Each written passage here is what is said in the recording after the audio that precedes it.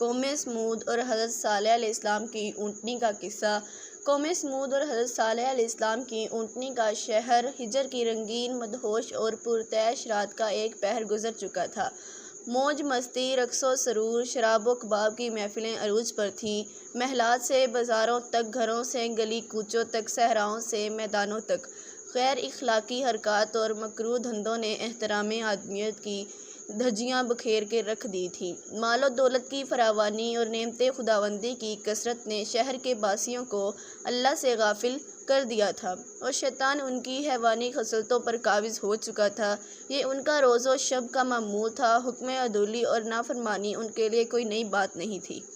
ہاں، اگر کوئی نئی بات تھی تو وہ اللہ کے نبی حضرت صالح علیہ السلام کا یہ فرمان تھا کہ اے میری قوم، تمہارے پاس عیش و عشرت کے لیے صرف 3 دن بچے ہیں، اس کے بعد تم پر سخت ترین عذاب آ جائے گا۔ قوم کی اکثریت نے اپنے نبی کی اس بات کو بھی ماضی کی طرح ہنسی مذاق اور طنز و استہزاء میں اڑا دیا۔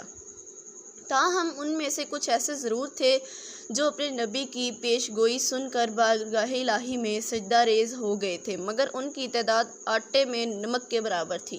وقت کا بے رحم پہیہ نہایت تیزی سے ایک بھیانک صبح کی جانب رواں دواں تھا۔ رات بھر کی موج مستی سے تھکے ہارے لوگ اپنے اپنے گھر جانے کو تھے۔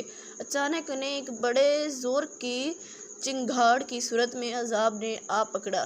اس زوردار سخت ترین چیخ نے ان سب کے کانوں کے پردے پھاڑ دیے اور ان کے دل پارا پارا ہو گئے۔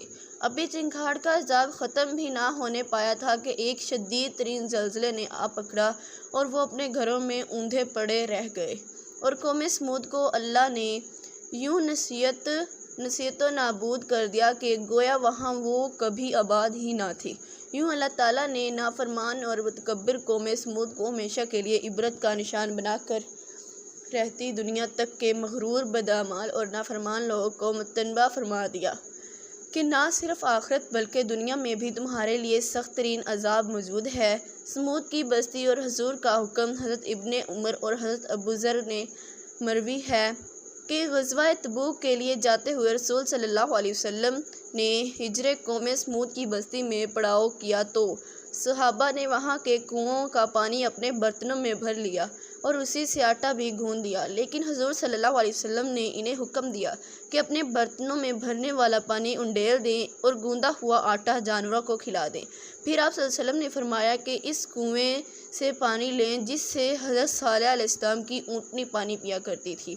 قوم سمود جیسی عظیم الشان قوم کی تباہی و بربادی سے حضرت صالح علیہ السلام کی اونٹنی کا کیا تعلق تھا؟